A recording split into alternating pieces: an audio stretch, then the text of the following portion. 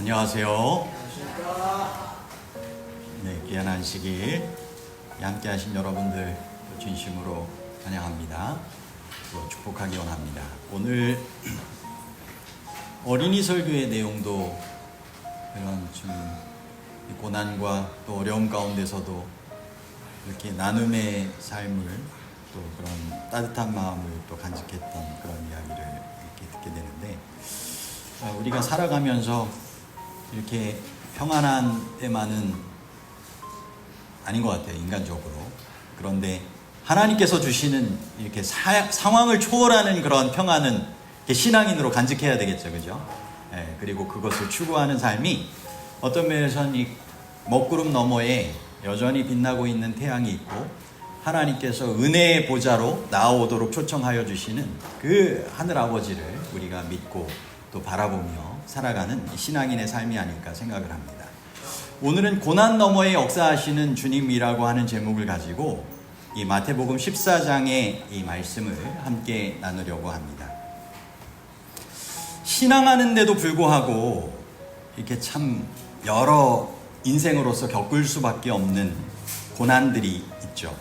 갑작스런 이별, 사별의 아픔을 겪기도 하고, 한순간 무너지는 삶의 기반을 경험을 하기도 하고, 병상에서 버텨야 하는 그러한 시간을 겪을 때도 있습니다. 그러한 가운데 정말 주님께서 이 모든 상황 가운데서 여전히 살아계셔서 특별히 역사하고 계시는지에 대한 이 질문들이 있게 되죠. 오늘 마태복음 14장을 통해서 이 세 가지 사건을 보게 됩니다. 첫 번째, 침례 요한의 죽음을 통하여 이 상실이라고 하는 고통을 생각을 해보게 되고요. 두 번째는 오병이어의 기적을 통하여 결핍이라고 하는 고통. 세 번째는 풍랑이를 걷게 되는 이 베드로의 장면을 통하여 두려움이라고 하는 이 고난, 고통에 대해서 생각을 해보게 됩니다. 그런데 이 성경은 그 고난 가운데 예수님께서 함께 계셨고, 그 고난을 통하여서도 역사하시는 그런 주님의 모습을 우리에게 알려주고 있습니다. 기독교 작가인 필립 얀시는 그의 책에서 하나님은 우리의 고통의 외곽에 머무시는 분이 아니라 그 한복판의 침묵 속에서도 동행하신다라고 이야기를 했습니다. 종종 고난을 벗어나는 것이 믿음이라고 생각할 수 있지만, 믿음이란 고난의 한가운데서도 예수님을 붙잡고 이겨내는 그러한 삶이라고 생각해 볼 수 있겠습니다. 오늘 말씀을 통하여 고난 너머에 역사하시는 주님의 손길을 바라보고 그 주님의 손을 붙잡게 되는 믿음의 삶을 우리가 함께 더불어 살아갈 수 있게 되기를 바랍니다. 우리 첫 번째 내용은 상실 넘어 긍휼로 다가오신 주님 내용입니다. 마태복음 14장은 정말 깊은 슬픔과 상실로 시작을 하게 되는데, 그것은 바로 하나님의 사람 침례 요한의 죽음 이야기입니다. 그는 진리를 외쳤다는 이유로 헤롯의 잔치자리에서 정말 억울한 죽음을 당하게 됩니다. 마태복음 14장 12절로부터 13절입니다. 요한의 제자들이 와서 시체를 가져다가 장사하고 가서 예수께 아뢰니라. 예수께서 들으시고 배를 타고 떠나사 따로 빈들에 가시니 무리가 듣고 여러 고을로부터 걸어서 따라간지라. 여러분, 침례 요한은 예수님의 사촌이기도 하고, 정말 그는 흥하여야 하겠고 나는 쇠하여야 하리라 이렇게 힘주어 외쳤던, 주의 오실 길을 예비하였던 예수님의 친구와도 같은 그러한 삶을 살아갔던 요한입니다.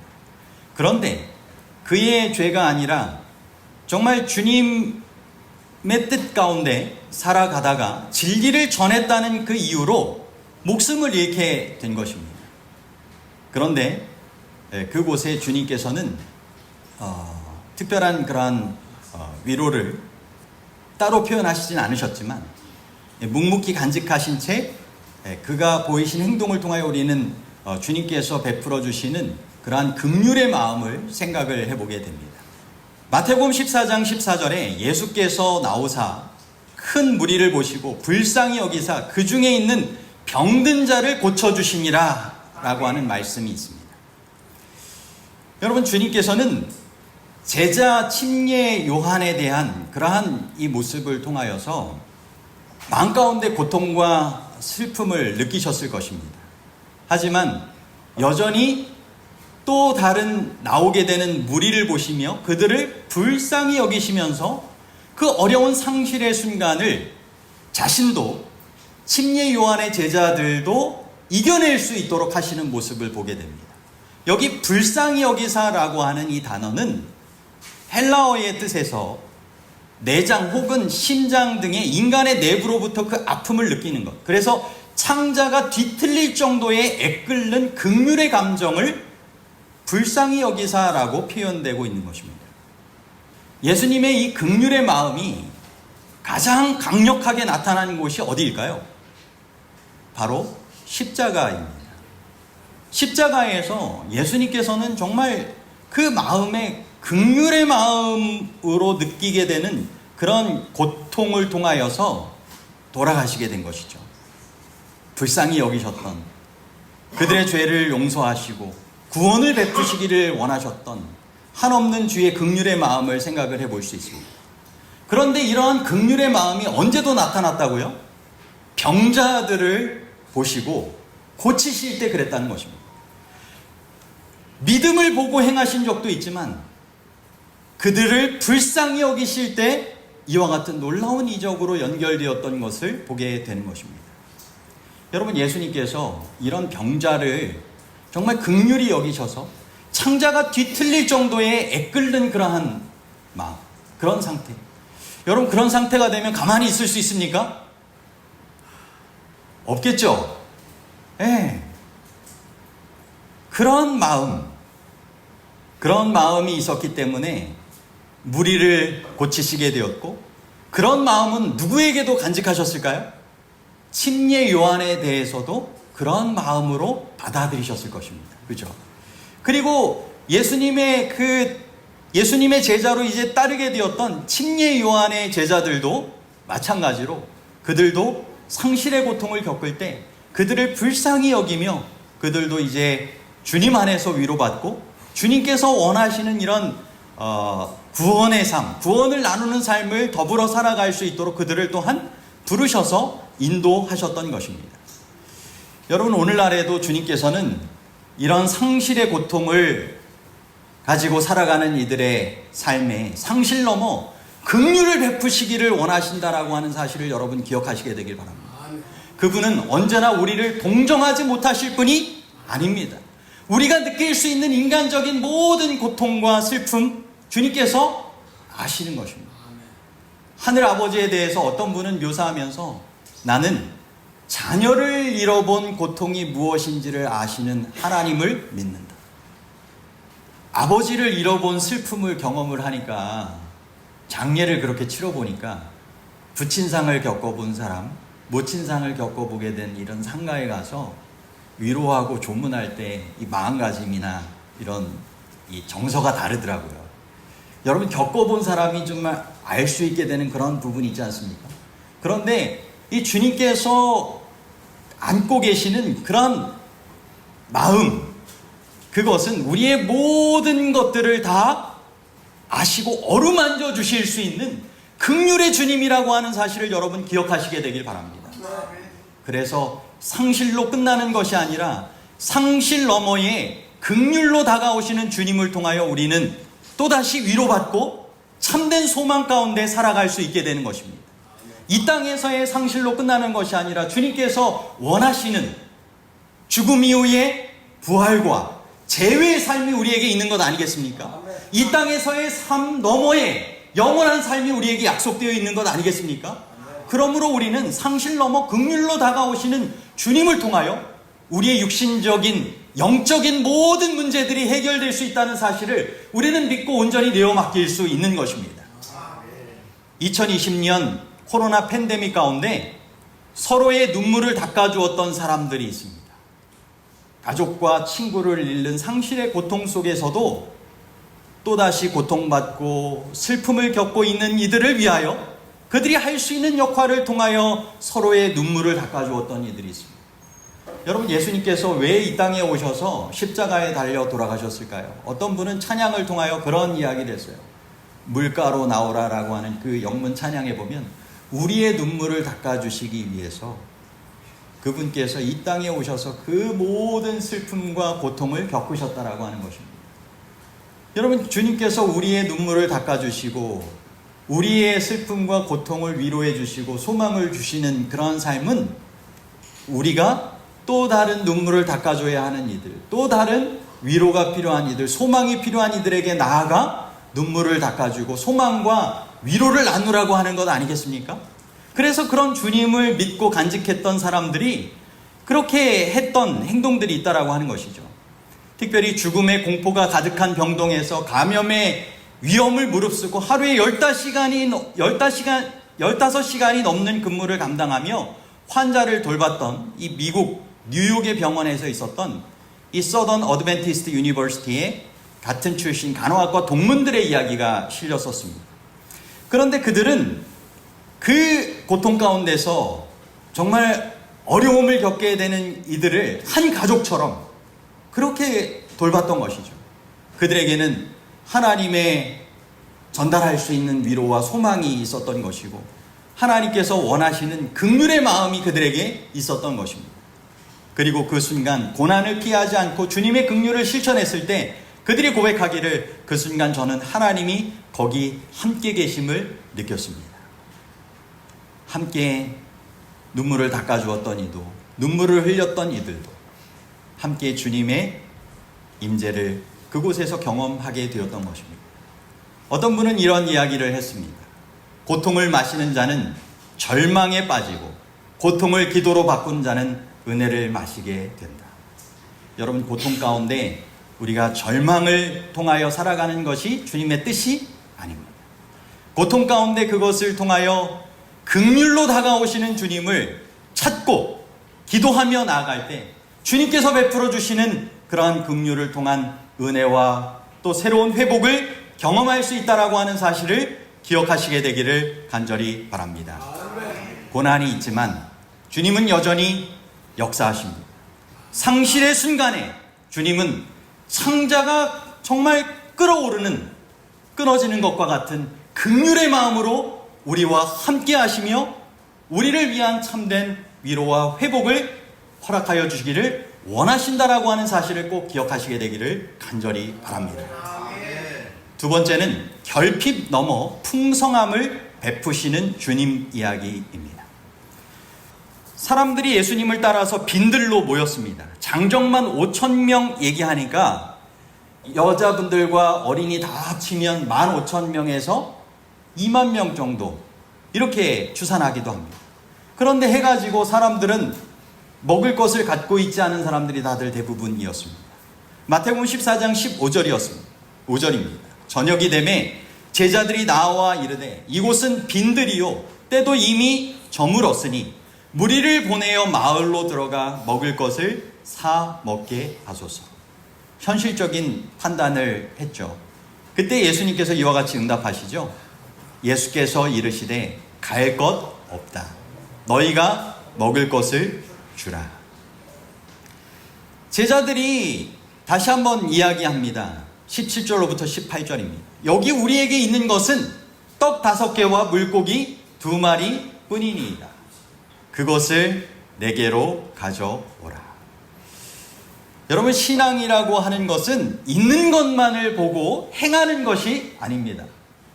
있는 것을 보고 계산하여서 우리가 여기까지는 할 수 있고 이거는 못한다 이렇게 계산하는 것이 신앙이 아니라고 하는 것입니다.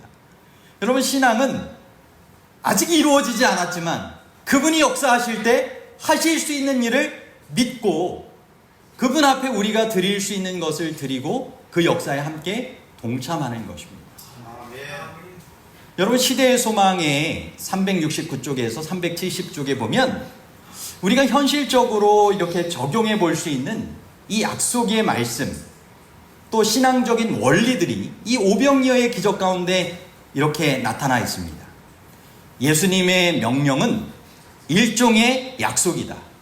그 명령의 배후에는 해변에서 무리를 먹이신 것과 똑같은 능력이 있다. 여러분, 예수님께서 우리의 삶에 영적으로 권면하시며 말씀하실 때가 있죠. 그것을 내게로 가져오라. 여러분, 우리가 해결할 수 없는 것 그분께 가져오라고 말씀하실 때 여러분 가져가길 원하십니까? 그 약속에 따라 순종해야 될까요? 너희가 먹을 것을 나눠주라 하실 때 우리가 정말 순종해야 될까요? 여러분, 그분께서는 똑같은 그때와 같은 능력으로 우리 안에 역사하신다라고 하는 것입니다. 양식은 예수의 수중에서 증가하였고 생명의 떡이 되시는 그리스도께 내민 제자들의 손들은 결코 비지 않았다. 여러분, 주님께서 원하시는 것은 생명의 떡을 나눠주는 것입니다. 그죠? 긍휼의 마음으로 그걸 원하지 않으시겠어요? 이 육신의 떡으로 만족하며 살지 않고 정말 영생에 이르는 생명의 떡을 주기를 원하시는데, 이것은 그분의 희생을 통하여 제공된 그러한 생명의 떡입니다. 그런데 여러분, 이것을 우리가 나누기 위하여 그분께 손을 내밀 때 그것은 어떻게 된다고요? 결코 비지 않는 손으로 돌아가게 된다라고 하는 것입니다. 여러분, 나누기 위하여 정말 성령을 구하라고 하셨어요. 여러분, 우리가 예수의 증인으로 활동하기 위해선 성령의 역사를 경험해야 되죠. 그런데 그 일을 위하여 정말 간절하게 내게 없는 것으로 구할 때 주님께서는 사랑과 능력으로 공급하여 주실 것을 약속하신 것입니다. 이 작은 상점은 모든 사람을 먹이기에 충분하였다. 저는 이 대목이 새롭게 다가오더라고요. 여러분, 이 작은 상점은 당시에 예수님께서 제자들과 함께 보리떡 5개와 물고기 2마리로 이제 펼치신 상점입니다. 오늘날로 얘기하면 양평에 어느 작은 이렇게 상점, 도시락 가게 생각해 볼 수 있겠어요. 그런데 거기에서 어떻게 됐어요? 5,000명이 넘는 2만 명 가까이의 사람들에게 그 도시락, 먹을 것을 먹이기에 충분한 양이 공급되게 된 것입니다. 여러분, 이 교회 안에도 이런 능력의 근원 되신 주님을 모시면 작은 교회 같지만 정말 주님께서 베풀어 주시는 큰 일을 행할 수 있을까요? 여러분, 그렇습니다. 우리는 하나님께서 보실 땐 결코 실망하고 이렇게 낙담하고 하기를 원하시는 그런 무리가 아니라고 하는 사실을 꼭 기억하시게 되길 바랍니다. 이 작은 상점을 통하여서도, 작은 교회를 통하여서도 모든 사람을 먹이기에 충분한 능력의 역사가, 은혜의 공급이 이루어질 수 있다라고 하는 것입니다.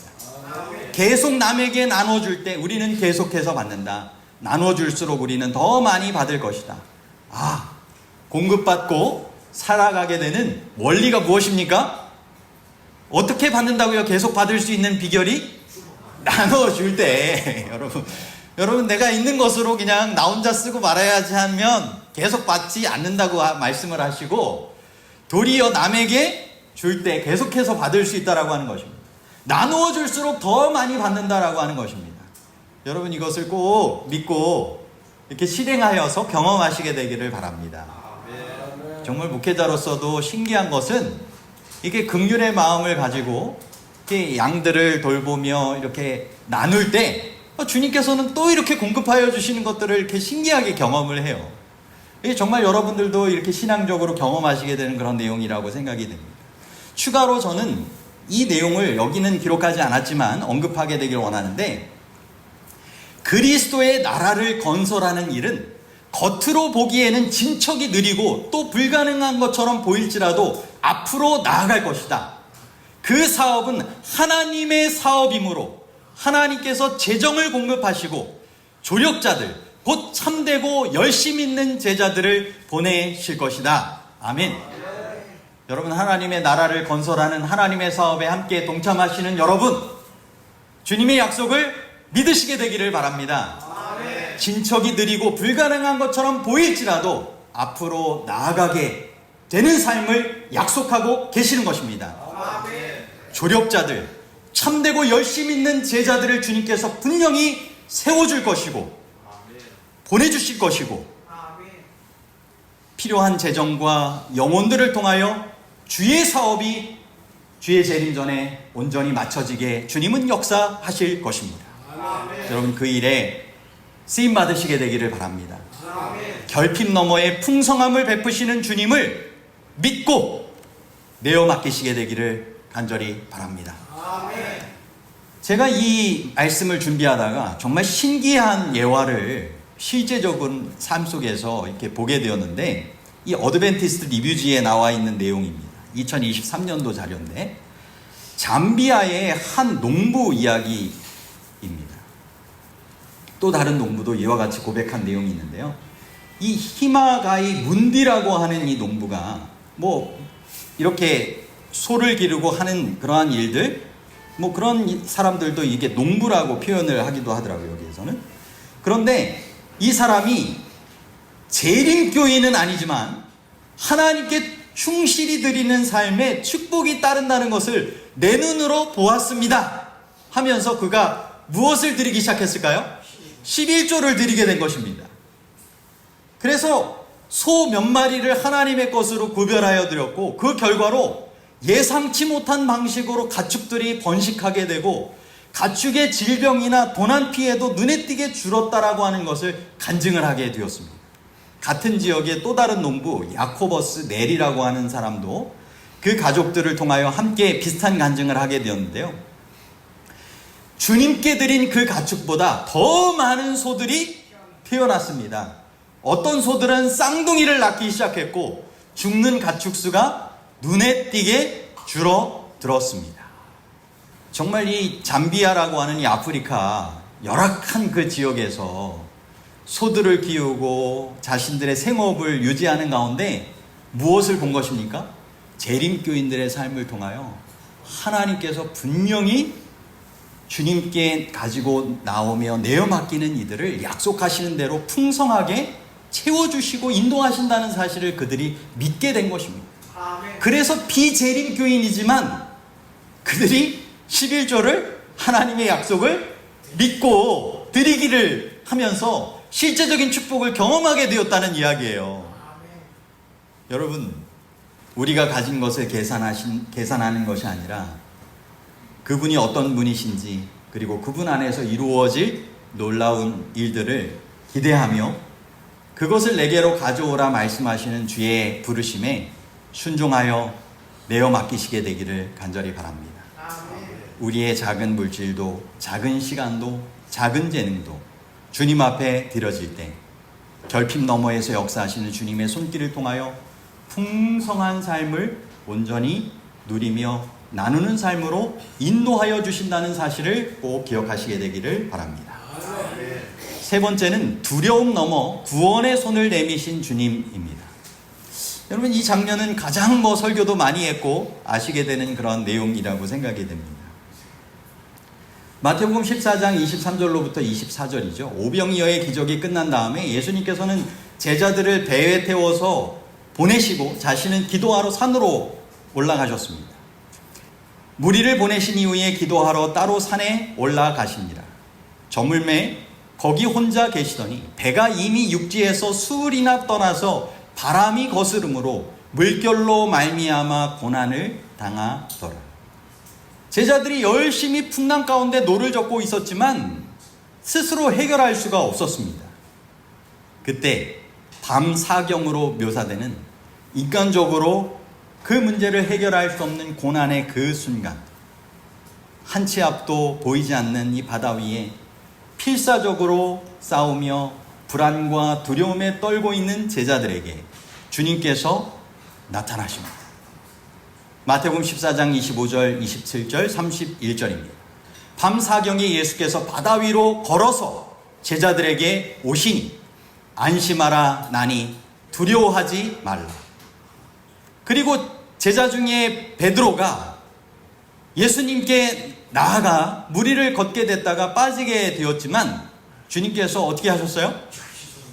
즉시 손을 내밀어 그를 붙잡으시며 이르시되 믿음이 작은 자여 왜 의심하였느냐. 여러분, 이 장면은 단지 과거의 그러한 사건이 아니라고 하는 것입니다. 이것 또한 삶의 풍랑이는 파도 속에서 두려움과 그러한 정말 고통 가운데 있을 때 여전히 주님께서 우리에게 다가오시고 우리에게 손 내밀어 주신다라고 하는 사실을 기억하라고 하시는 말씀입니다.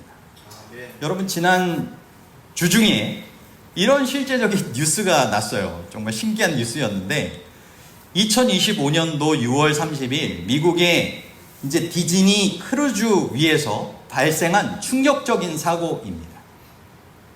한 가족이 4층의 갑판 위에서 평화로운 시간을 보내던 중에 5살짜리 딸아이가 실수로 난간 아래로 떨어져 깊은 바다로 추락하게 된 것입니다. 높이는 약 15m. 아이는 순식간에 물속으로 사라졌습니다. 주변은 순식간에 비명과 충격으로 얼어붙었죠. 그런데 그 순간 아버지가 망설이지 않고 곧장 바다로 몸을 던지게 됩니다. 딸을 반드시 구해야 한다는 그 사랑의 마음으로 딸을 향하여 나아갑니다. 그리고 어두운 바다 속에서 딸을 만나 약 20분 동안 어린 딸을 품에 안고 물 위에 버티다가 구조되었다라고 하는 뉴스였습니다. 그 장면을 지켜보던 수많은 승객들이 안도의 그러한 눈물을 흘리기도 하면서 박수를 보내고, 어떤 이는 배 안에서 함께 기도했다. 정말 간절하게 기도했는데 정말 그 기도의 응답으로 이 두 사람이 살아나게 되었다. 그래서 바다를 가른 아버지의 사랑, 이와 같은 이 두려움을 이겨낸 이 부성애로 이것이 뉴스로 소개된 내용을 보게 되었습니다. 여러분, 우리의 삶의 순간, 여러분 어떤 파도에 휩쓸리면서 우리가 살아갈 수 있을까요? 여러 삶의 문제들이 우리에게 있을 수 있겠습니다. 여러분, 그 풍랑이는 파도에 우리가 바람을 보고 여러 형편에 빠져들어갈 때 주님께서 어떻게 하실까요? 주님께서 여기 아버지보다 더 큰 사랑과 능력으로 우리와 함께 하실 수 있는 분 맞겠습니까? 절망의 바다 가운데 망설임 없이 그분께서는 친히 다가오셔서 손을 내밀어 주시고 그것을 통하여 우리를 구원하게 하시는, 평안케 하시는 귀한 축복을 베풀어 주실 것입니다. 여러분, 예수님의 십자가는 하늘 아버지께서 죄의 바다로 아들과 함께 몸을 던지신 사건으로 우리는 생각을 해볼 수 있겠습니다. 정말 독생자를 아낌없이 우리를 위해 내어주시며 그 고통 가운데 함께 하셨던 것입니다. 여러분, 홍해를 가르셨던 하늘아버지의 역사도 있지 않습니까? 십자가에서도 정말 죄의 그 바다를 가르시고 하늘아버지께서 구원의 그러한 손길을 베푸시기 원하셔서 그 모든 희생을 아들과 함께 치르셨던 것처럼 오늘도 믿음을 통하여 우리는 주님께서 베풀어 주시는 구원의 손을 붙잡을 수 있다라고 하는 사실을 기억하시게 되기를 바랍니다. 여러분, 오늘 저는 고난 너머에 역사하시는 주님에 대해서 살펴보게 되었습니다. 여러분, 침례 요한의 죽음을 통하여 찾아온 상실의 고통, 고난, 오병이어의 빈들에서 마주한 자원의 부족함, 결핍이라고 하는 고난, 풍랑이는 속에서 물에 빠져 허우적대게 된 그 두려움 속에 빠진 고난, 여러분, 그 모든 자리에 예수님은 외면하지 않으시고 그 고난의 한복판에 함께 하시며 역사하셔서 회복시켜 주셨습니다. 상실의 자리에서는 긍휼로 함께하여 주셨고, 결핍의 자리에서는 풍성함으로 하늘의 능력을 경험케 하셨고, 두려움의 자리에서는 즉시 손을 내밀어 구원을 베풀어 주시며 평안을 경험하게 하셨습니다. 오늘도 주님께서는 우리를 부르시고 계십니다. 오라, 너희 마음이 아픔의 순간이 있을 때 주님께 나오라. 긍휼의 마음으로 안아주고 위로하여 주고 참된 소망을 주시겠다라고 약속하시는 것입니다. 그것을 내게로 가져오라. 결핍의 부분을 가지고, 부족함을 가지고, 연약함을 가지고, 무너진 기대를 가지고 주님 앞에 나아갈 때 주님께서 다시 한번 그것을 통하여 회복시켜 주시는 하나님의 능력을 통하여 풍성함을 경험하게 해주시겠다라고 약속하시는 것입니다. 두려움의 그 순간 주님께서 두려워하지 말라, 즉시 손을 내밀어 붙잡게 우리를 부르시는 것입니다. 풍랑이 여전히 존재할지라도 주님께서 내미시는 그 손을 우리가 붙잡을 때 우리는 결코 가라앉지 않을 것이고 주님 안에서 구원의 항구에 함께 이르게 되는, 구원의 배에 함께 타게 되는 삶을 누리게 될 것입니다. 믿음의 결단을 통하여 주님께서 원하시는 고난 너머에 역사하시는 주님을 붙드시고 주님께서 원하시는 삶을 함께 더불어 살아가실 수 있는 우리 모든 분들이 되시기를 간절히 바라며 오늘 말씀을 마치도록 하겠습니다. 아멘.